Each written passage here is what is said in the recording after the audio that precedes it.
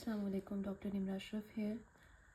मैं अपनी इस प्लेलिस्ट में पंजाब करिकुलम की बायोलॉजी की 9th क्लास की टेक्स्ट बुक को कवर कर रही हूँ। इसका पर्पस ये है कि स्टूडेंट्स सिर्फ रट्टा सिस्टम की तरफ ना रहें और जब वो अपनी इस बुक को पढ़ रहे हों तो उनका इंटरेस्ट डेवलप हो और वो उनको मैं ऐसे एग्ज़ाम्पल्स और डेली लाइफ से रिलेटेड बायो को इस तरह से समझाऊं कि उनको हमेशा याद रहे कि ये 9th क्लास की बुक में ये इन्फॉर्मेशन थी। क्योंकि अगर अभी मैं रिकॉल करती हूँ जिस टाइम पे मैंने इसको पढ़ा था उससे ये बुक चेंज है, लेकिन ये एक बहुत बेसिक नॉलेज है। तो मुझे समझ आता है कि बहुत सारी चीज़ें ऐसी थी जो अगर मैं आज पढ़ती हूँ तो मुझे लगता है कि जैसे मैंने ये पढ़ा ही नहीं, क्योंकि उस टाइम सिर्फ एक प्रेशर होता था कि नंबर लेने हैं क्लास में, हाईएस्ट मार्क्स स्कोर करने हैं, फर्स्ट पोजीशन लेनी है, और जो नॉलेज हमें चाहिए था कि हम अटेन कर पाते वो हमने नहीं किया। तो हम लोग इसको स्टार्ट करते हैं। कोशिश करूँगी कि इस तरह की डिटेल्स में ना जाऊँ कि जो बच्चों के लिए बहुत ओवरवेलमिंग हो जाए, लेकिन शुरू वाले कुछ चैप्टर्स इतने इंटरेस्टिंग नहीं होंगे क्योंकि वो बेसिक कॉन्सेप्ट्स पे हैं, लेकिन जो फर्दर आगे चैप्टर्स हैं वो आपके लिए बहुत इंटरेस्टिंग होंगे। उसमें आपको बहुत सारी ऐसी इंफॉर्मेशन मिलेगी कि you will feel happy in learning biology.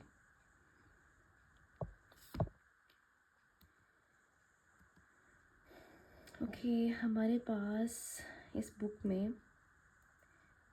11 chapters हैं। फर्स्ट चैप्टर है हमारे पास द साइंस ऑफ बायोलॉजी।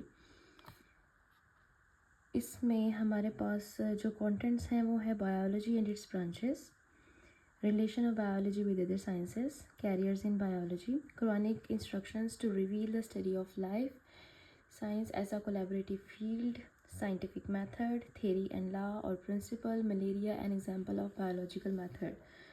जो मेरी बुक थी उसमें ये जो आपका फर्स्ट चैप्टर है ये चैप्टर 2 चैप्टर्स में डिवाइडेड था। सेकेंड चैप्टर था ये साइंटिफिक मेथड से related.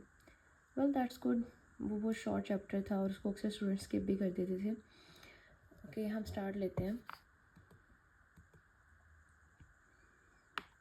Chapter 1 the science of biology. अच्छा स्टूडेंट्स, कुछ टिप्स हैं जो मैं आप लोगों से कहूँगी कि जब आप ये लेक्चर ले रहे हैं तो आपने जितनी भी देर आपने पढ़ना है, मैं ये हरगिज़ नहीं कहूँगी क्योंकि आजकल का दौर ऐसा है कि बच्चे सोशल मीडिया पे एक्टिव हैं, एक दूसरे से चैट्स कर रहे होते हैं, फ्रेंड्स के साथ कनेक्टेड होते हैं, लेकिन आप अपना एक टाइम असाइन कर लें जिसमें आपने कुछ भी नहीं करना, सिर्फ आपने स्टडी करनी है। अगर आप चाहें तो आप उसको 10 मिनट्स कर सकते हैं। 10 मिनट से आप स्टार्ट ले सकते हैं कि सिर्फ 10 मिनट्स में कोई नोटिफिकेशन आपको ना आए, या आप उसको मोबाइल को बिल्कुल सिर्फ 10 मिनट्स के लिए साइड पे कर दें। अगर आपके जहन में कोई थॉट्स आती हैं उस दौरान कि मैंने अपने दोस्त से ये पूछना था, मैंने ये बात करनी थी, आप सिर्फ अपने पास एक पेज रख लें, एक बॉल पॉइंट रख लें। अगर कोई थॉट्स आती हैं तो आप उसको उस पर लिखते जाएँ, लेकिन 10 मिनट्स आपने फोकस से पढ़ना है। आप देखेंगे कि आपकी फोकस में, आपकी स्टडी में इसका बहुत अच्छा इम्पैक्ट आएगा। टाइम के साथ साथ कुछ दिन जब गुजर जाएं, 10 मिनट्स जब आपके पक्के हो जाएं जिसमें आप डाइवर्ट नहीं हो रहे किसी चीज़ की तरफ, तो फिर आप ये अपना टाइम बढ़ा सकते हैं। लेकिन जब आप पढ़ रहे हैं तो आपको कोई और डिस्ट्रैक्शन नहीं होनी चाहिए। आपको पता होगा कि 10 मिनट्स टोटली मैंने पढ़ा है, इसमें मैंने किसी से बात नहीं की, सोशल मीडिया यूज़ नहीं किया, कोई नोटिफिकेशन नहीं आया। ओके, ये कुछ टिप्स हैं। मैं इस वीडियो के एंड पे एक पेज में लिखूँगी और आपसे शेयर कर दूँगी। एक और टिप आपके लिए ये है कि जब आप लेक्चर लेने लगते हैं तो आप ऐसा कर सकते हैं कि आप फुल चैप्टर रीड कर लें, जो कि आपके लिए मुश्किल होगा। तो मेरा आपको ये मशवरा है कि आप 1 पेज या 2 पेज, अगर आपने सिर्फ इंग्लिश पढ़नी है तो सिर्फ इंग्लिश पढ़ लें, ना उसको समझने की कोशिश करें, लेकिन एक थारो रीड दे दें। उनको एक या 2 पेजेस को रीड दें। जब आप लेक्चर ले रहे होंगे तो आपके लिए बहुत आसानी होगी, क्योंकि वो एक दफ़ा आपकी नज़र से सारे अल्फाज गुजर चुके होंगे और जब आप जितना लेक्चर ले लेते हैं उसके बाद आप पॉसिबल है तो उसको एक दफ़ा चाहे सिर्फ इंग्लिश में रीड दे दें, लेकिन उसको एक दफ़ा रीडिंग कर लें। और जैसे ही आपका चैप्टर कंप्लीट हो तो आपने लाजमी ये काम करना है कि आपने फ़र्स्ट वर्ड से लेके एंड वर्ड तक उस चैप्टर को एक थॉरो रीड देनी है। इसका इम्पैक्ट ये होगा कि आपके कॉन्सेप्ट्स क्लियर होंगे, इससे आपके कॉन्सेप्ट्स बनते हैं। जब आप लोग रट्टा लगाते हैं, आप लोग क्वेश्चंस के लिए याद करते हैं और क्वेश्चन से पहले आप लोग पढ़ते हैं, आप समझते हैं कि हमें समझ आ गई है, उसके बाद आप उसको याद कर लेते हैं, तो आपके कॉन्सेप्ट्स नहीं बनते। जितनी दफ़ा आपको पढ़ते हैं एक स्टोरी फॉर्म में तब आपके कॉन्सेप्ट स्ट्रॉन्ग होते हैं। ओके, हम लोग चैप्टर 1 स्टार्ट लेने लगे हैं, द साइंस ऑफ बायोलॉजी।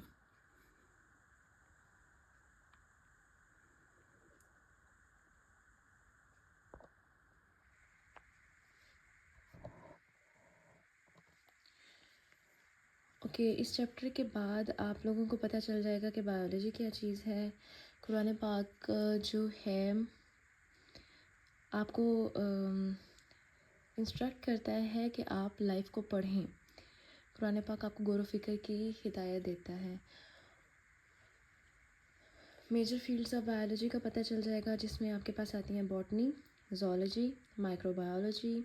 सब फील्ड्स हैं बायोलॉजी की, उनका पता चल जाएगा और आप बायोलॉजी को जो दूसरी साइंसेस हैं उनके साथ रिलेट कर सकेंगे।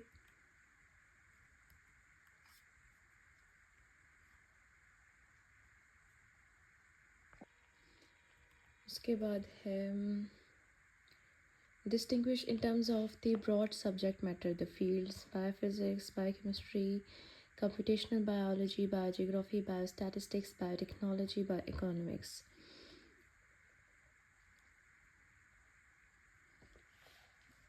Identify the carriers in biology.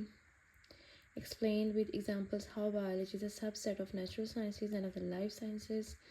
इनकी डिटेल आपको जब मैं लेक्चर दूंगी तो आपको पता चलती जाएगी। साथ साथ हम सिर्फ एक थॉरो रीड दे रहे हैं कि क्या पॉइंट्स लिखे हुए हैं। Justify with examples that science is a collaborative field that requires interdisciplinary researchers working together to share knowledge and critique ideas. इस लाइन का मतलब ये है कि साइंस के अंदर आपकी बहुत सारी फील्ड्स जो हैं मिलकर काम करती हैं। साइंस एक बहुत ब्रॉड एस्पेक्ट है। इसमें आप चैप्टर में देखेंगे कि बायोलॉजी और फिज़िक्स और केमिस्ट्री जैसे जो आपके पास 3 बेसिक्स आपको नज़र आती हैं, ये सब एक दूसरे से इंटरकनेक्टेड हैं। इनके बगैर एक जो ब्रांच है वो नहीं मुकम्मल तौर पे आप लोग स्टडी कर सकते जब तक आपको बाकी की नॉलेज ना हो। जब हम आपके स्टेज पे थे तो हम अक्सर सोचते थे कि ये कहाँ पे इम्प्लीमेंट होती है, फ़िज़िक्स कहाँ है, केमिस्ट्री कहाँ पे है हमारे आसपास, समझ नहीं थी आती। लेकिन इंशाल्लाह मैं आपको कोशिश करूँगी कि आप लोगों को डेली लाइफ से रिलेटेड एग्जांपल्स दूँ। बायोलॉजी में आपको एग्जांपल्स दूँ कि फ़िज़िक्स कहाँ पे इम्प्लीमेंट हो रही है, केमिस्ट्री कहाँ पे इम्प्लीमेंट हो रही है, ताकि आप लोगों का कॉन्सेप्ट्स और इंटरेस्ट बनते रहें। Describe the steps of the scientific method. Evaluate the terms hypothesis, theory and law in the context of research in the natural sciences.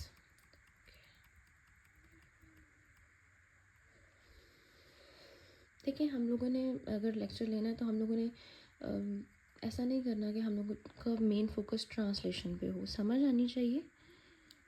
जितनी आप लोगों की रीडिंग बढ़ती जाती है उतने आप लोगों की वोकेबलरी बढ़ती है, आप लोगों को हर लफ्ज़ के मतलब पता चलने लग जाते हैं। बेशक आपको उसका पेट मीनिंग ना आता हो, लेकिन आप लोगों को पता होता है कि इस वर्ड का ये मीनिंग बनता है, इस वर्ड का जो ट्रांसलेशन है हो सकता है आपको ना पता हो, लेकिन आपको पता होगा कि इसका मतलब आपकी लाइफ में कहाँ पे ये वर्ड इम्प्लीमेंट होता है।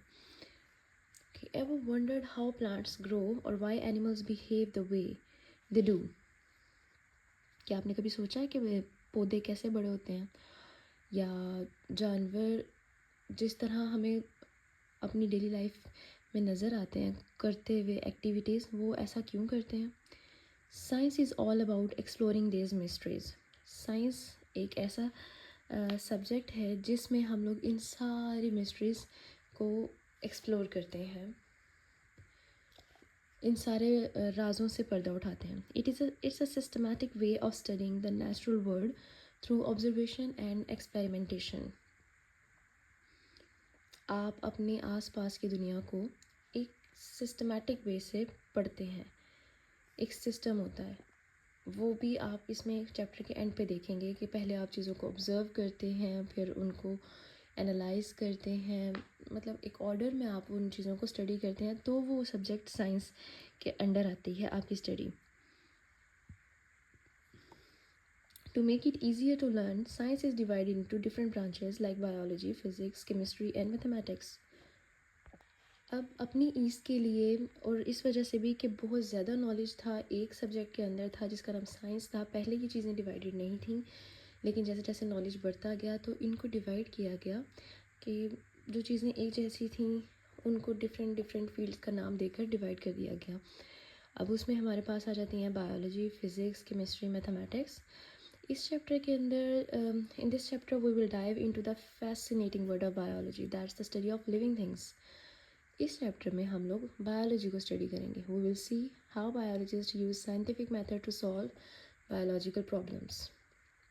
हम ये भी देखेंगे कि बायोलॉजिस्ट साइंटिफिक मेथड को कैसे यूज़ करते हैं बायोलॉजिकल प्रॉब्लम्स को सॉल्व करने के लिए।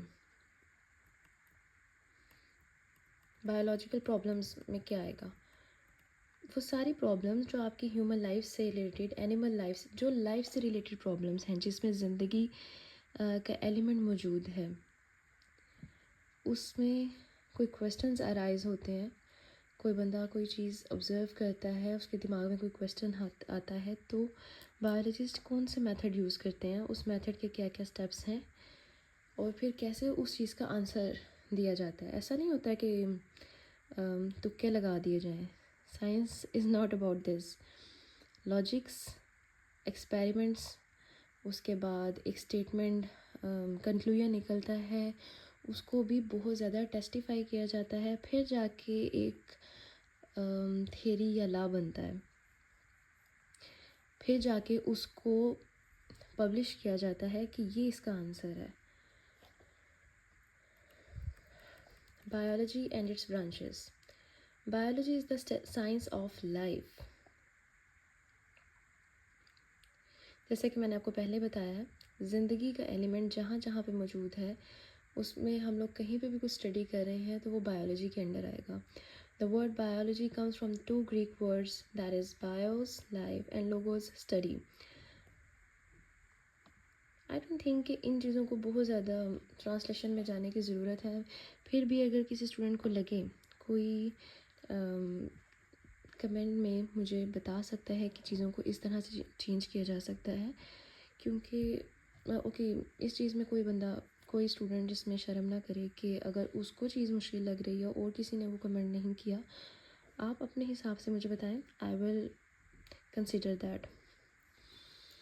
ओके, बायो और लॉजी, ठीक है, ये दो वर्ड्स हैं, ये बायोस और लोगोस से बने हैं, ग्रीक वर्ड्स हैं।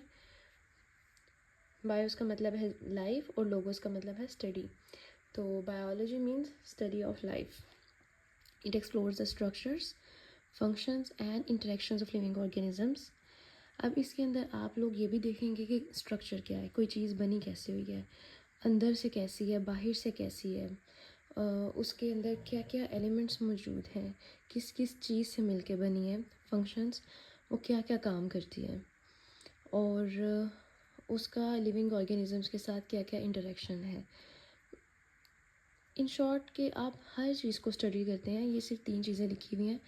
आप लाइफ से रिलेटेड जब आप बायोलॉजी में कुछ पढ़ रहे हैं तो आप हर चीज़ को स्टडी कर रहे होते हैं। और understanding biology helps us to address issues related to health, food and environment. जब आप बायोलॉजी को स्टडी करते हैं, उसको समझते हैं, तो आप हेल्थ से रिलेटेड, सेहत से रिलेटेड, खुराक से रिलेटेड और आपका जो इन्वायरमेंट है उससे रिलेटेड जो भी मसाइल हैं, आप उनको समझ सकते हैं, उनके बारे में कमेंट्स कर सकते हैं, उनका सोल्यूशन निकाल सकते हैं। Biology offers a fascinating journey of discovery from the microscopic world of bacteria to the vast ecosystems of our planet. अब क्योंकि इसमें लाइफ इन्वॉल्व हो रही है, तो छोटी से छोटी चीज़ जो ज़िंदगी का पता देती है, वहाँ से लेकर बड़ी से बड़ी चीज़ तक हम लोग हर चीज़ बायोलॉजी में स्टडी करते हैं। अब उसके अंदर हमारे सामने माइक्रोस्कोपिक ऑर्गेनिजम्स आ जाते हैं जो हम लोगों को नज़र भी नहीं आते, वो भी बायो में हम स्टडी करते हैं। और वो चीज़ें भी हैं जो इतनी बड़ी हैं, इतनी दूर हैं कि वो भी हम लोग नेकेड आई से नहीं देख सकते, वो भी हम लोग बायोलॉजी में स्टडी करते हैं। Major fields of biology. Biology is a vast field that explores the incredible diversity of life on Earth.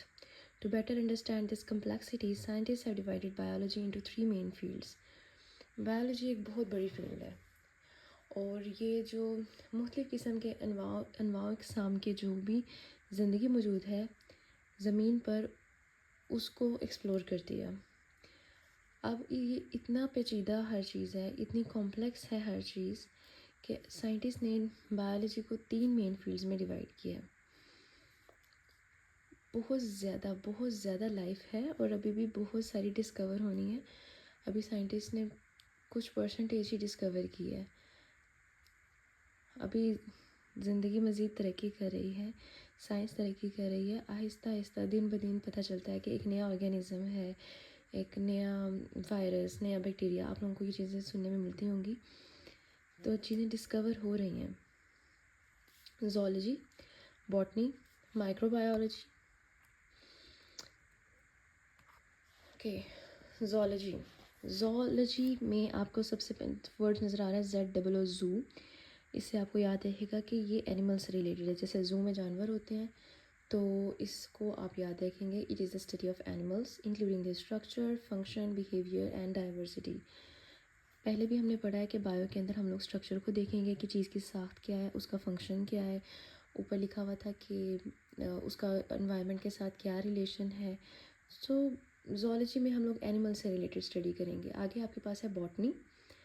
Students को सिर्फ याद रखने के लिए इस तरह की बातें बताई जाती हैं कि जैसे BOTA है, हम लोगों को उर्दू में बोला जाता है बूटा, प्लांट को बोलते हैं, पौधे को बोलते हैं, ताकि आप लोगों को किसी किस्म की कोई मिसकंसेप्शन ना हो, आप लोग भूल ना जाएं। और साथ ये है कि इससे थोड़ा सा इंटरेस्ट भी बना रहता है चीज़ों का। कोई चाहे तो अपनी बुक पे ये चीज़ें मेंशन भी कर सकता है, पेंसिल से साइड पे लिख सकता है। और बॉटनी के अंदर हम लोग क्या पढ़ेंगे? प्लांट्स को, प्लांट्स का स्ट्रक्चर, वो कैसे बड़े हो रहे हैं, वो कैसे रिप्रोड्यूस कर रहे हैं और उनका एनवायरनमेंट के साथ क्या इंटरेक्शन है। आप लोग देख रहे हैं कि डेफिनेशंस में काफ़ी सिमिलैरिटीज़ हैं। यही चीज़ें हैं जो कॉन्सेप्ट बिल्ड करती हैं। आपको पता होना चाहिए कि बस आप लोगों ने स्ट्रक्चर देखना होता है, फंक्शन देखना होता है, हर चीज़ देखनी है। अब ज़ूलॉजी के अंदर आप हर चीज़ को नहीं देखेंगे। ज़ूलॉजी में आप सिर्फ एनिमल से रिलेटेड देखेंगे, बॉटनी में आप सिर्फ प्लांट से रिलेटेड देखेंगे। और नेक्स्ट आपकी एक फर्दर फील्ड है माइक्रोबायोलॉजी। माइक्रो का मतलब क्या है? स्मॉल, बहुत छोटी चीज़ को कहते हैं माइक्रो। माइक्रो फिज़िक्स के अंदर जो आपका फर्स्ट चैप्टर है उसमें आपको पता होगा कि 10⁻⁻⁶ उसको हम लोग माइक्रो कहते हैं। The study of microorganisms such as bacteria and microscopic fungi is called microbiology. इसमें बहुत सारे माइक्रो ऑर्गेनिजम्स आ जाते हैं। यहाँ पे दो एग्जांपल्स लिखी हुई हैं, बैक्टीरिया और फंजाई की एग्जांपल लिखी हुई है। इसमें सारे माइक्रो ऑर्गेनिजम्स आते हैं। उन सारे माइक्रो ऑर्गेनिजम्स की स्टडी को हम कहते हैं microbiology. It includes the study of structures, function, habitats and reproduction of micro organisms and their impacts on health and environment. वही बातें हैं, सेम रिपीट हो रही हैं डेफिनेशंस के अंदर।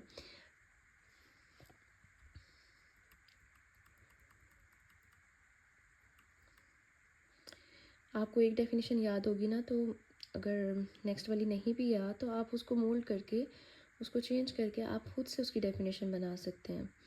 क्या है? आपने उसमें लिखना है कि इसके अंदर आप किस चीज़ की स्टडी कर रहे हैं, स्ट्रक्चर की, फंक्शन की, और उनका इन्वायरमेंट के साथ क्या रिलेशन है, बिहेवियर क्या है। ये सारी चीज़ें आप एक डेफिनेशन की दूसरी में लिख सकते हैं। बस थोड़ा सा देखना है कि ये ना बिल्कुल आउट ऑफ कॉन्टेक्स्ट चले जाएं। कुछ चीज़ें एक डेफिनेशन में अप्लाई होती हैं, नहीं होती दूसरी में। लेकिन आप लोग इसमें एडिशन भी कर सकते हैं एक दूसरी डेफिनेशन की। ब्रांचेस और सब फील्ड्स ऑफ बायोलॉजी। उस ऊपर हमारे पास था मेजर फील्ड्स। मेजर फील्ड्स हमारे पास कितनी है? 3। उसके बाद हमारे पास आ रहा है सब फील्ड्स। सब फील्ड्स में अब इसको हम लोग काउंट कर लेंगे कि ये कितनी है। आप लोग इस पे नंबरिंग दे दें ताकि चीज़ें याद रहें, ठीक है। ये सारी आपके पास सब फील्ड्स हैं। पेपर में कोई क्वेश्चन आए, कंफ्यूज नहीं होना कि मेजर फील्ड्स का आंसर है या सब फील्ड्स का। सब फील्ड्स भी कह सकते हैं और ब्रांचेस भी कह सकते हैं। Biology is divided into different branches to better understand the aspects of life. अब बायोलॉजी को डिफरेंट ब्रांचेस में डिवाइड किया गया है कि ज़िंदगी को हम लोग बेहतर तरीके से समझ सकें। मॉर्फोलॉजी, मॉर्फ का मतलब होता है स्ट्रक्चर, ठीक है। आप मॉर्फ को अंडरलाइन करें और उसके ऊपर आप मेंशन कर दें structure. Morphology is the study of the form and structure of organisms. Morphology studies the outward appearance as well as internal structures like organs.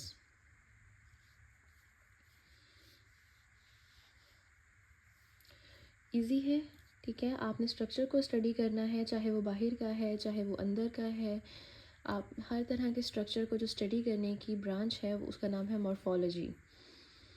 Anatomy, anatomy is the branch of biology that explores the internal physical structure of organisms, particularly humans. It helps in disease diagnosis, medical device development, and improving quality of life. E.g., the study of the organs of the digestive system. अब इन दोनों के अंदर फ़र्क क्या है?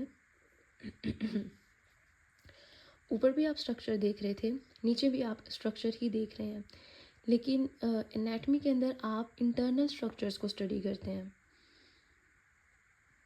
और जो morphology है इसके अंदर आप आउटवर्ड अपीयरेंस को भी और इंटरनल को भी, दोनों को देखते हैं, ठीक है।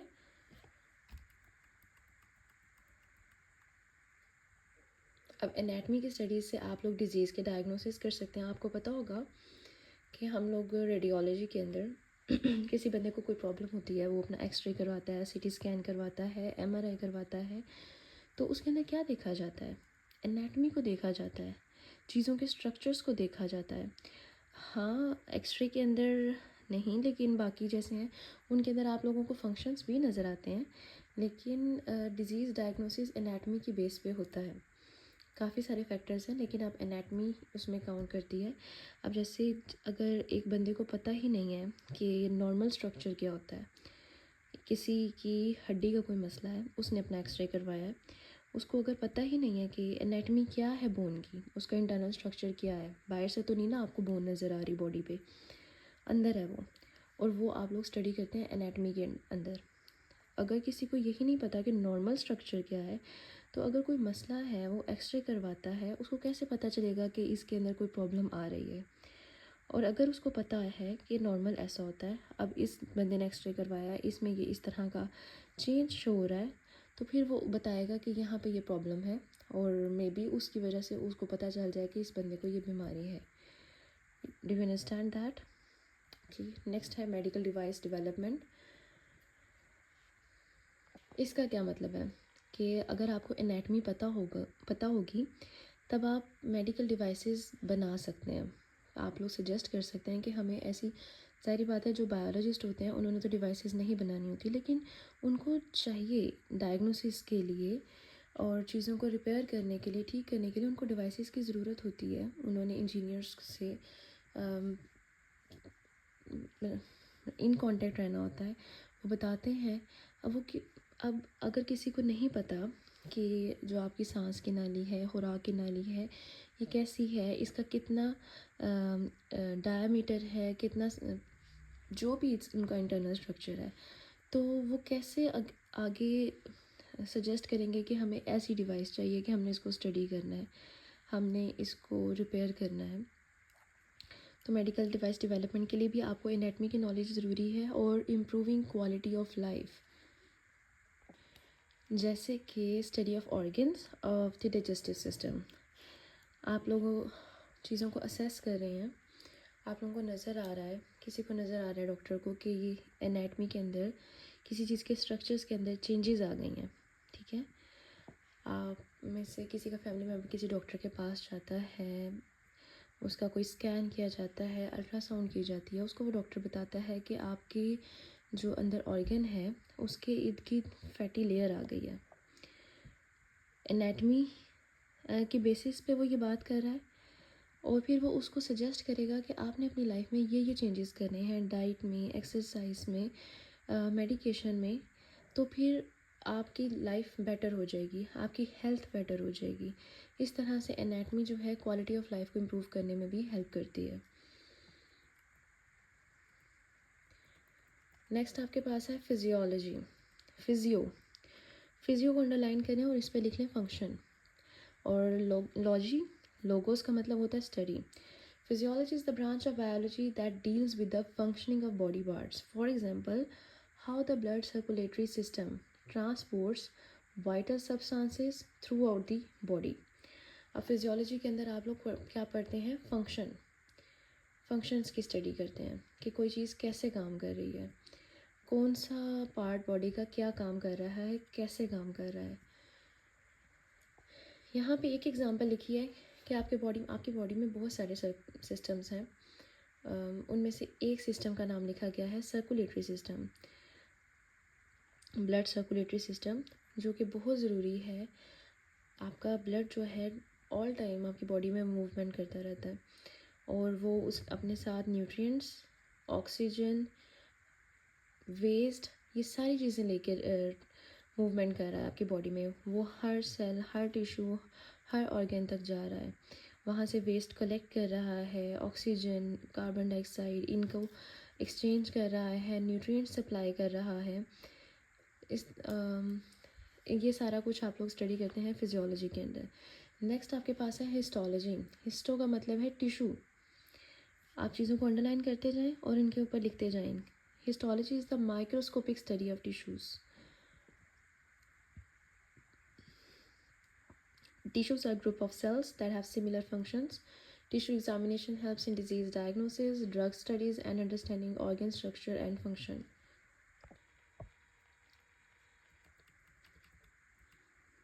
अब हिस्टोलॉजी के अंदर आप टिश्यूज़ की माइक्रोस्कोपिक स्टडी करते हैं with the help of microscope. ठीक है।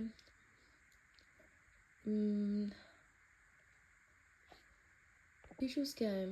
आपकी बॉडी में सेल्स होते हैं जिनका अपना एक रोल होता है, जो अपने रोल, छोटे छोटे रोल्स परफॉर्म कर रहे होते हैं। अब जब वो सेल्स को हम लोग ग्रुप करते हैं इकट्ठा, जो एक जैसे रोल्स परफॉर्म कर रहे होते हैं, उनको हम लोग नाम देते हैं टिश्यू का।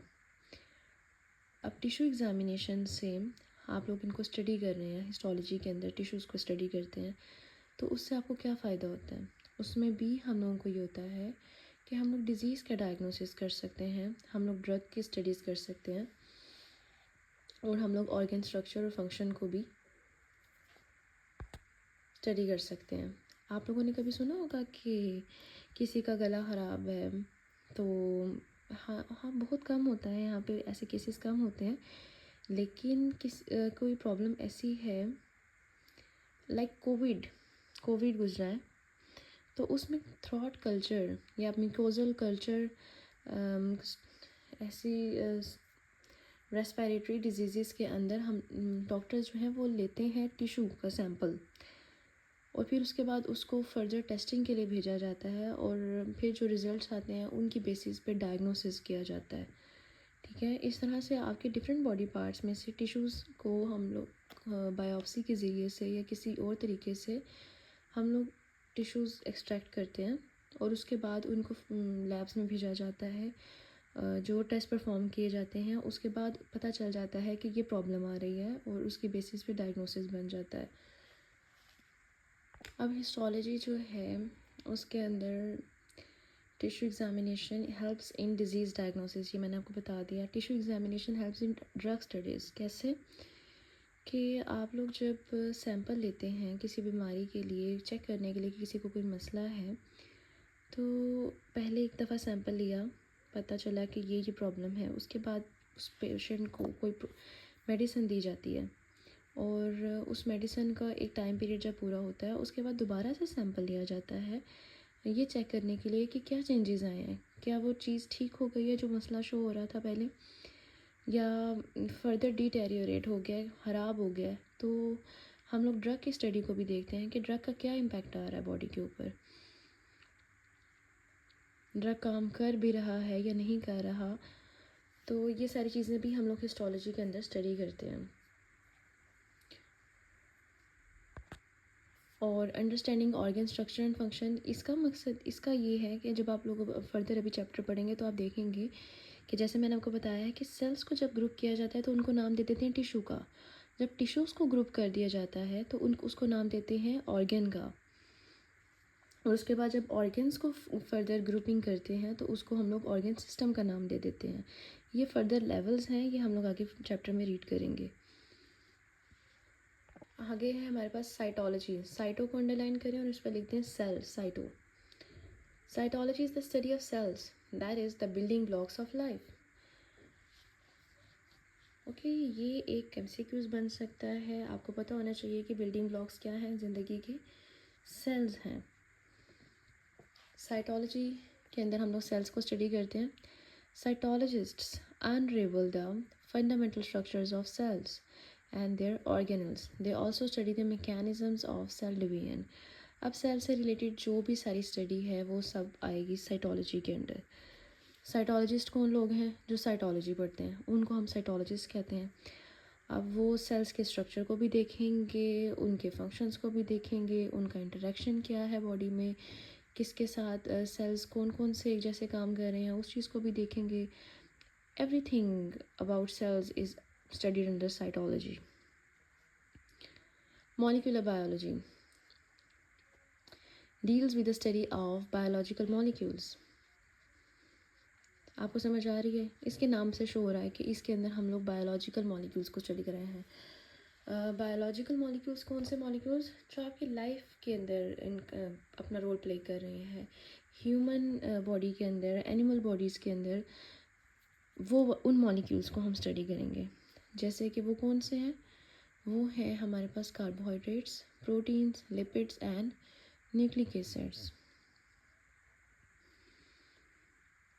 Molecular biologists also study fundamental life processes, develop drugs and create genetically modified organisms.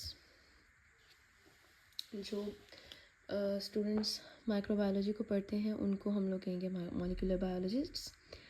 अब वो आपकी लाइफ के जो बेसिक और ज़रूरी प्रोसेसेस हैं उनको भी स्टडी करते हैं। वो ड्रग्स डेवलप करते हैं और वो बनाते हैं जेनेटिकली मॉडिफाइड ऑर्गेनिजम्स। आप में से किसी को आइडिया है इसका क्या मतलब है? Genetically modified organisms, genetically means के जीन्स से रिलेटेड होगा, और मॉडिफाइड कि जिसके अंदर कुछ तब्दीली की गई है, ऑर्गेनिजम्स जानदार। अब तो बहुत ज़्यादा एडवांसमेंट हो गई है, जीन्स चेंज किए जा सकते हैं। किसी के अंदर कोई डिफ़ेक्ट है, विरासती कोई बीमारी है, उसका भी क्योर किया जा सकता है। तो इस तरह की जो चीज़ें हैं वो मॉलिक्यूलर बायोलॉजी के अंडर आती हैं। मॉलिक्यूलर बायोलॉजिस्ट उनको स्टडी करते हैं। Embryology. Embryology is the study of process of development of organisms from fertilised egg. Egg की फर्टिलाइजेशन से लेकर एक जानदार के बनने तक का अमल जो है वो एम्ब्रियोलॉजी के अंदर आता है। This branch covers pregnancy journey. आप इसको ये कह सकते हैं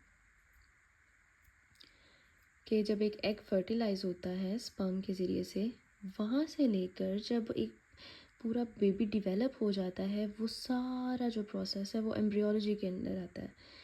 In this branch, scientists study tissue and organ formation, identify birth defects, and develop medical treatments. अब क्योंकि वो जो सारा टाइम पीरियड है जिसको हम लोग 280 डेज़ भी कह सकते हैं, आम ज़ुबान में 9 माह का टाइम पीरियड भी कह सकते हैं, या फिर हम लोग 38 वीक्स से लेके 42 वीक्स का टाइम पीरियड भी कह सकते हैं। वो सारा जो प्रोसेस है उसके अंदर अब जो भी फंक्शंस होंगे, जो भी प्रोसेसेस हैं, कोई प्रॉब्लम्स हैं, और उन प्रॉब्लम्स को दूर करने के लिए भी जो रेमेडीज़, ट्रीटमेंट्स यूज़ किए जाएंगे, वो सब कुछ एम्ब्रियोलॉजी के अंडर आएगा।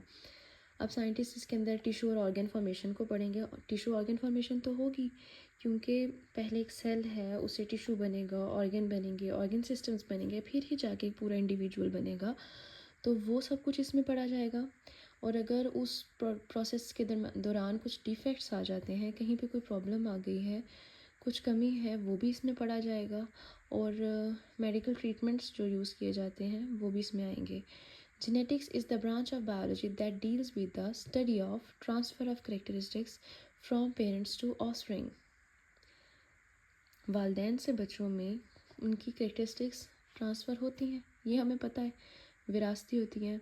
अब वो करेक्टरिस्टिक्स जो हैं फ़िज़िकल भी हो सकती हैं और केमिकली नेचर भी हो सकती हैं।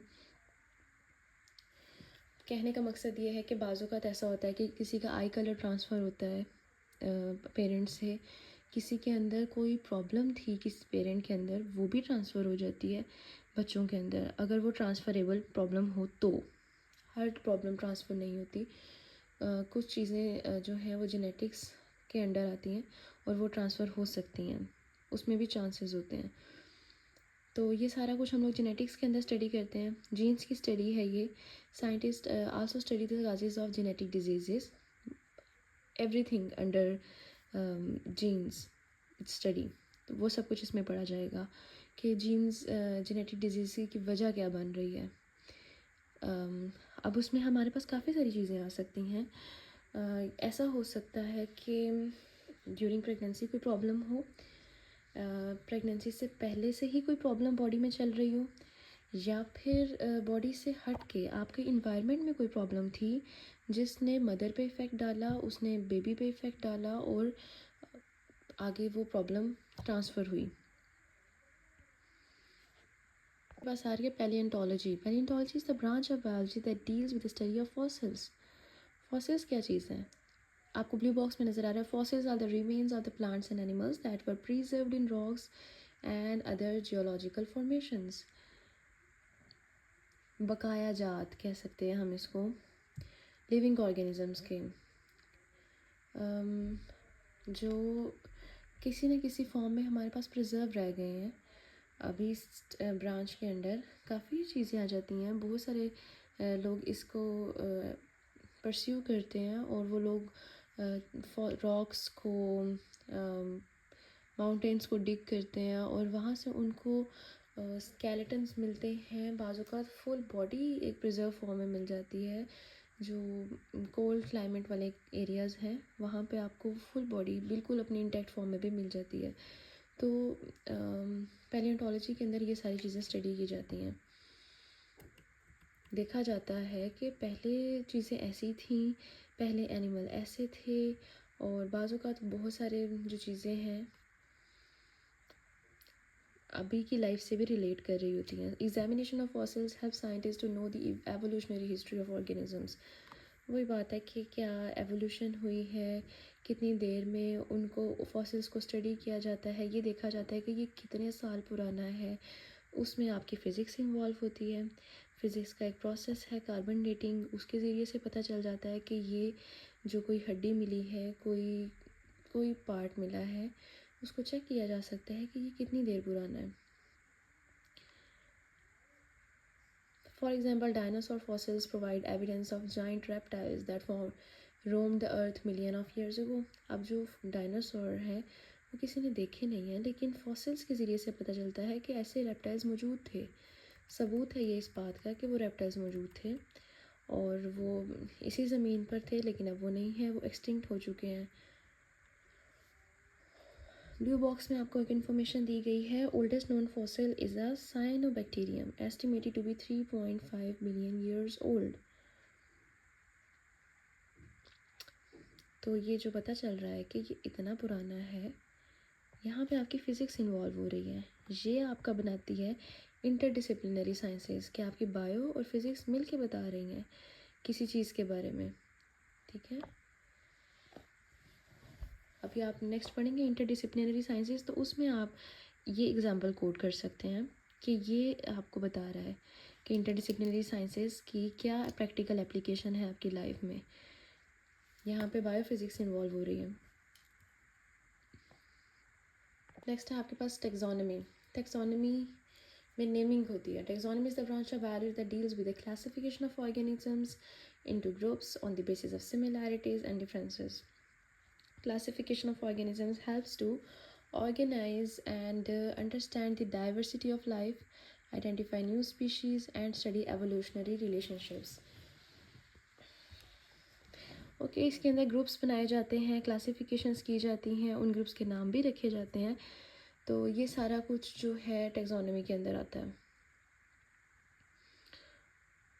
आप आगे देखेंगे फर्दर चैप्टर्स के अंदर कि 5 मेजर ग्रुप्स हैं, प्रोटिस्ट्स हैं, prokaryotes, eukaryotes, fungi, plants, animals, इस तरह से और भी काफ़ी ग्रुपिंग्स हैं जो टेक्सोनमी के अंदर आती हैं। ऑर्गेनिजम्स को किस तरह से, अब इतने सारे जानदार हैं तो उनको किस बेसिस पे हम लोग डिवाइड करते हैं। हम देखते हैं कि उनके अंदर कुछ सिमिलैरिटीज़ हैं उसकी बेसिस पे, और कुछ इतने ज़्यादा डिफरेंट होते हैं उसकी बेसिस पे। तो इन बेसिस के ऊपर उनको डिवाइड किया जाता है ताकि हम लोगों के लिए आसानी हो जाए, हम उनको इजीली स्टडी कर सकें। उनको फिर नाम दे दिए जाते हैं कि ये सारे जो हैं इस क्लासिफिकेशन में आते हैं ऑर्गेनिजम्स। जैसे हमने देखा कि माइक्रो ऑर्गेनिजम्स होते हैं कुछ, तो अब माइक्रो ऑर्गेनिजम्स भी आगे फर्दर डिवाइडेड हैं। तो वो सब किस बेसिस में, टेक्सोनमी के अंदर। क्लासिफिकेशन ऑफ ऑर्गेनिजम्स जो है हमें हेल्प करता है कि हम लाइफ को समझ सकते हैं इजीली, उसको ऑर्गेनाइज कर सकते हैं। अब हमने जब नेमिंग कर दी, अब हमारे पास एक पूरा डाटा है। उसके बाद अगर फर्दर माइक्रोस्कोप के ज़रिए से या और कोई डिवाइस के ज़रिए से कोई नई चीज़ हमारे सामने आती है तो हमें पता चलता है कि ये चीज़ पहले मौजूद नहीं थी। हम लोग न्यू स्पीशीज़ का पता चल जाता है, और फिर हम लोग उनको एवोल्यूशनरी रिलेशनशिप्स को देख सकते हैं। हम देखते हैं कि पहले इस तरह की चीज़ें थी, क्लासिफिकेशन हुई हुई है ना, हर चीज़ को क्लासिफाई किया गया, ऑर्गेनाइज़ किया गया, डिटेल्स मेंशन की गई हैं।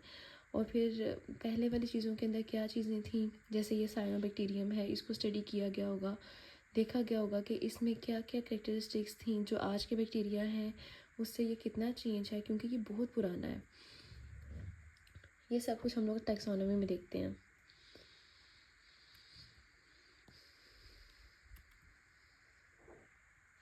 हम लोग ये सब ब्रांचेस को आज कवर करेंगे और ये लेक्चर यहाँ पे ख़त्म करेंगे। नेक्स्ट लेक्चर हम लोग फिर स्टार्ट करेंगे अगली वीडियो में। इकोलॉजी इकोसिस्टम से रिलेटेड है, इको, ठीक है। Ecology is the branch of biology that deals with the relationships between organisms and their environment. Ecology helps to conserve biodiversity and address environmental problems. The food chain, for instance, illustrates the interconnectedness of organisms for energy and nutrients. Ecology के अंदर हम लोग देखते हैं कि surroundings के साथ क्या रिलेशनशिप है, सराउंडिंग्स के साथ की स्टडी को हम लोग डील करते हैं। सराउंडिंग्स मतलब इन्वायरमेंट। इकोलॉजी जो है इसको स्टडी करने से हम लोग अपनी बायोडाइवर्सिटी को कंजर्व रख सकते हैं। अब जैसे हमारी गवर्नमेंट कुछ जानवरों के शिकार पर बैन लगाती है, क्यों? क्योंकि देखा जाता है कि वो कम अमाउंट में रह गए हैं। अगर वो ख़त्म हो गए तो एक पूरा सिस्टम जो है वो ड्रास्टिक इफ़ेक्ट्स उसमें आते हैं। एक जानदार दूसरे जानदार का शिकार कर भी रहा होता है और वो किसी का शिकार बन भी रहा होता है। जब वो बिल्कुल ही ख़त्म हो जाएगा तो फूड चेन जो है वो डिस्टर्ब हो जाती है और इसके एनवायरनमेंट पे बहुत बुरे इफ़ेक्ट्स आते हैं। फर्दर आपके पास है मेरीन बायोलॉजी। इसके नाम से अगर किसी को आइडिया होगा तो इसके अंदर हम लोग ओशंस के अंदर जो लाइफ है उसको स्टडी करते हैं, समंदरों के अंदर। अब ओशंस के अंदर बायोडाइवर्सिटी है, मुख्तलिफ़ किस्म की लाइफ है, एक अलग ही दुनिया बसी हुई है समंदर के नीचे। अगर आपने कभी ऐसे चैनल्स देखे हैं जहाँ पे डॉक्यूमेंट्रीज़ हैं या ओशंस को कवर किया जाता है, आप देखते हैं कि वहाँ एक अलग ही दुनिया है, अलग ही रंग है। तो इस मेरीन बायोलॉजी के अंदर हम उसको स्टडी करते हैं। उसमें न्यू स्पीशीज़ डिस्कवर की जाती हैं, नित नई किस्म की वहाँ पे मछलियाँ हैं, और मछलियों के अलावा भी बहुत किस्म की वैरायटी है, बहुत किस्म की लाइफ है वहाँ पे। And address marine conservation issues, यहाँ पे भी इस चीज़ को देखा जाता है कि क्योंकि जो मेन रोल इंसानों का ही है कि वो इकोसिस्टम्स को तबाह कर रहे हैं। फॉरेस्ट हैं, समंदर हैं, दरिया हैं, वो इन चीज़ों को अपने मकसद के लिए ख़राब कर रहे हैं और जो वहाँ पे रहने वाली जो ज़िंदगी है वो इस चीज़ से सफ़र कर रही है। मेरीन बायोलॉजी के अंदर देखा जाता है कि जैसे अक्सर औक़ात ऑयल टैंकर्स लीक कर जाते हैं। शिप्स जो होती हैं उनमें कोई डिफ़ॉल्ट आता है, अगर ऑयल एक जगह से दूसरी जगह जा रहा है वो स्पिल कर जाता है। और बहुत दफ़ा ऐसा हो चुका है, बहुत सारे परिंदे, मछलियाँ इसकी वजह से उनकी डेथ हो गई और एक ड्रास्टिक चेंज आया ओशन लाइफ के अंदर। तो इन चीज़ों को देखा जाता है, रिस्क फैक्टर्स को एड्रेस किया जाता है कि ये चीज़ें करनी चाहिए, नहीं करनी चाहिए। और अक्सर औक़ात ह्यूमंस की एक्टिविटीज़ ये हैं कि वो इंडस्ट्रीज़ का वेस्ट जो है वो इन वाटर बॉडीज़ में छोड़ देते हैं। इसकी वजह से वो लाइफ बहुत इफ़ेक्ट होती है। हम इंसान अपनी सैर व तफरीह पे जाते हैं और वहाँ पे हम लोग जो प्लास्टिक बैग्स और इस तरह की चीज़ें हैं वो हम लोग पानी में फेंक देते हैं, या बीच पे, रिवर साइड्स पे। वो वहाँ के जो जानवर हैं उनके लिए बहुत खतरे का बायस है। For example coral reef support a wide variety of marine life. Coral reefs जो हैं अंडर वाटर इकोसिस्टम है, एक डाइवर्स इकोसिस्टम है, बहुत सारी लाइफ है उसके अंदर। आप लोग इस लेक्चर के बाद, जैसे कि मैंने आप लोगों को कहा है कि लेक्चर के दौरान आपने किसी भी चीज़ से डाइवर्ट नहीं होना। आप उसको नोट कर लें। आपने कोई चीज़ सर्च करनी है, आप लेक्चर के बाद मोबाइल को यूज़ करेंगे, आप गूगल को बाद में खोलेंगे। ड्यूरिंग लेक्चर आप ये चीज़ें नहीं करेंगे। आपका फोकस ख़त्म हो जाता है, आप डाइवर्ट हो जाते हैं। आप एक चीज़ करने वाले होते हैं, आप उसके साथ 10 चीज़ें और करना शुरू कर देते हैं। So you waste your time. आप लोग इसको बाद में सर्च कर सकते हैं। कोरल रीफ्स आपको इस तरह से नज़र आएंगे। इसके अंदर बहुत सारी लाइफ है, फिशेस, मोलस्क्स और बहुत सारी लाइफ। उसके बाद आपके पास एक और है सब ब्रांच, पैथोलॉजी, इम्यूनोलॉजी और pharmacology. Pathology pathology is the study of disease, their causes and effects. बीमारियों को पढ़ते हैं, वो क्यों हो रही हैं, उसकी वजह से आपकी बॉडी पे क्या क्या चेंजेस आ रहे हैं, ये सारा कुछ हम लोग पैथोलॉजी में पढ़ते हैं। पैथोलॉजी, आप लोगों ने कभी लैब टेस्ट करवाए हों, ब्लड टेस्ट करवाए हों, जैसे जिसमें सीबीसी होता है, एक नॉर्मल टेस्ट है, अक्सर डॉक्टर लिखते हैं, बच्चों के अंदर भी करवा लिया जाता है। 9th क्लास के स्टूडेंट्स हैं, आपको पता होना चाहिए। सीबीसी के अंदर आपके ब्लड सेल्स को देखा जाता है। आपके 3 तरह के ब्लड सेल्स हैं, white blood cells, red blood cells और प्लेटलेट्स। तो जब आप लोग को टेस्ट करवाते हैं तो रिपोर्ट के नीचे साइंस होते हैं डॉक्टर्स के, वहाँ पे लिखा होता है पैथोलॉजिस्ट। और भी जो जो वहाँ पे काम कर रहे होते हैं डॉक्टर्स, तो उनके नेम्स मेंशन होते हैं और वो लोग ये चीज़ें बताते हैं और वो कमेंट्स भी करते हैं आपकी रिपोर्ट देखने के बाद। तो इनका काम है कि ये स्टडी को देखते हैं, इसके काजेज़ को देखते हैं, इसके इफ़ेक्ट्स को। Pathology helps in disease diagnosis, prevention and treatment. अब वो जो टेस्ट करवाते हैं उनके रिज़ल्ट से आपको पता चल जाता है। बाज़ औक़ात इतने सिवियर चेंजेस होते हैं कि वो अलार्मिंग सिचुएशन होती है, वो आपको बताती है कि आपने फ़र्दर कोई टेस्ट करवाना है, आपको ये डिज़ीज़ हो सकती है। उनके नीचे कमेंट्स भी होते हैं। तो ये सारा कुछ आप पैथोलॉजी में पढ़ते हैं। Pathology studies how the uncontrolled division and spread of cells cause cancer. हर तरह की बीमारी को ये लोग पढ़ते हैं। अब यहाँ पे एग्जांपल दी गई है कि पैथोलॉजिस्ट जो है वो स्टडी करेंगे। एक बॉडी के अंदर एक तरीका होता है, एक प्रोसेस है, सेल डिवाइड भी होते हैं और सेल तोड़ फोड़ का शिकार भी होते हैं। अब अगर ये अल्टर हो जाए और सेल ज़रूरत से ज़्यादा डिवाइड होने लग जाए तो वो उसको हम कहते हैं कैंसर। कैंसर को हम लोग शॉर्ट फॉर्म में कह सकते हैं, cancer is equal to uncontrolled growth, uncontrolled cell division. ठीक है, इसको हम लोग कैंसर कहते हैं। Immunology is the branch in which we study the components of the immune system and their role against diseases.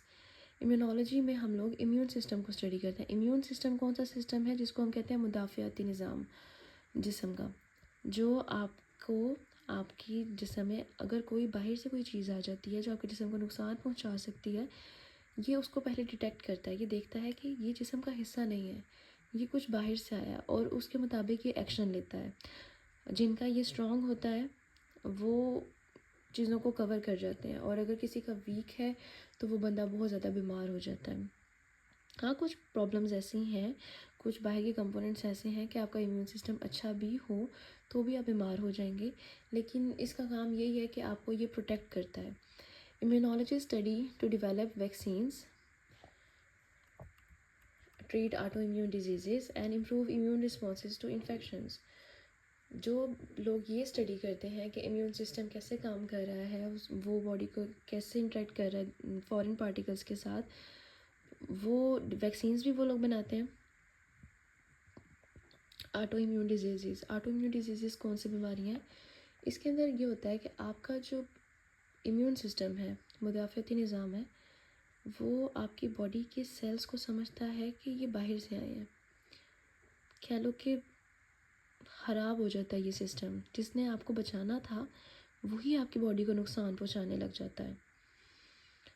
देखें, जैसे आपकी बोन है, आपका कोई सेल है, वो शुरू से आपकी बॉडी का हिस्सा है, एकदम से आपको ऐसा होता है कि बॉडी उसको खुद ब खुद ख़राब करना शुरू कर देती है, ख़त्म करना शुरू कर देती है। इम्यून सिस्टम उसको गलत डिटेक्ट करता है, उसको लगता है कि ये फॉरेन पार्टिकल है और वो उसको ख़त्म करना शुरू कर देता है। ये बीमारियाँ होती हैं ऑटो इम्यून डिजीज़। और इम्यूनोलॉजिस्ट जो हैं वो स्टडी करते हैं ताकि वो इम्यून रिस्पॉन्सेस को भी बेहतर कर सकें। अगर किसी का इम्यून सिस्टम वीक है तो क्या चेंजेस किए जा सकते हैं कि उसका इम्यून सिस्टम स्ट्रॉन्ग हो जाए।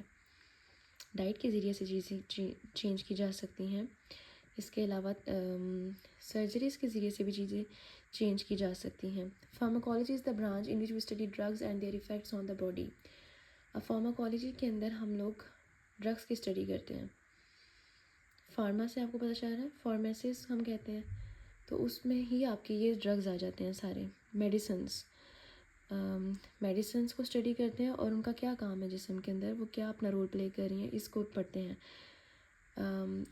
जब हम लोग इस तरह से ड्रग्स को पढ़ेंगे और देखेंगे कि ये खाया, ये मेडिसिन खाई तो जिसमें ये चेंजेस आई, टिशू ये चेंज हुआ, इसका सेल पे ये इफ़ेक्ट आया, तो उससे पता चलेगा कि न्यू ड्रग्स कौन से बनाए हैं या ड्रग के अंदर क्या चेंजेस करेंगे तो ये फर्दर चेंज आएगा। एक ड्रग अपना मुकम्मल तौर पे काम नहीं कर रहा तो हम लोग उसके अंदर क्या ऐड करें या क्या काम करें तो वो उसकी एफिकेसी बढ़ जाएगी। ये सब कुछ हम फार्माकोलॉजी में पढ़ेंगे। For example, new antibiotics are developed that are used to kill bacteria and treat bacterial infections. आहिस्ता आहिस्ता से एंटीबायोटिक्स बढ़ती जा रही हैं। कुछ जो एंटीबायोटिक्स हैं वो बिल्कुल ही ऐसे रेजिस्टेंट हो गए हुए हैं ह्यूमंस उनको यूज़ कर करके। वो अपने भी कुछ गलतियां हैं क्योंकि डॉक्टर्स के प्रिस्क्रिप्शन के मुताबिक यूज़ नहीं करते, जो इतना कोर्स होता है उसको यूज़ नहीं करते, तो वो जरासीम सही तरह से मरता नहीं है और उसको खाना छोड़ देते हैं। और जो मरता नहीं है उसके बाद वो दोबारा जब अपनी स्ट्रेंथ गेन करता है वो इतना स्ट्रॉन्ग हो जाता है कि आप जब दोबारा उसको मारने की कोशिश करते हैं उसी डोज के साथ तो उसको कोई फ़र्क नहीं पड़ता। तो इस तरह से रेजिस्टेंस आ गई है बैक्टीरिया के अंदर और फिर हम लोग उसके ओवरकम करने के लिए नए से नए एंटीबायोटिक्स बना रहे हैं। These are just a few of the many branches of biology. Each branch offers unique insights into the fascinating world of life, contributing to our understanding of the complexity and beauty of our planet. ये सिर्फ चंद नाम थे biology के branches के। हर branch जो है वो आपको बता रही थी कि आपकी लाइफ में उसका कहाँ पे रोल है, ठीक है, तो ताकि आप लोग देख सकें कि लाइफ कितनी कॉम्प्लेक्स है, उसको समझ सकें और साथ अपनी ज़िंदगी को खूबसूरती को भी देख सकें।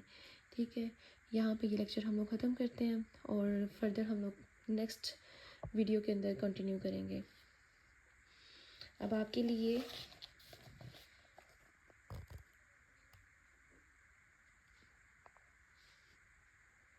ये 2 टिप्स हैं। Assign a focus time to your study, no distractions, start by 10 minutes and increase gradually.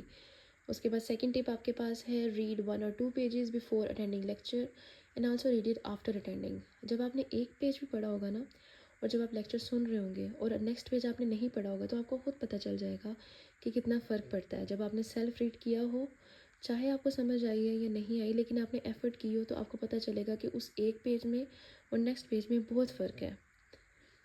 Okay, good bye, अल्लाह हाफ़िज़।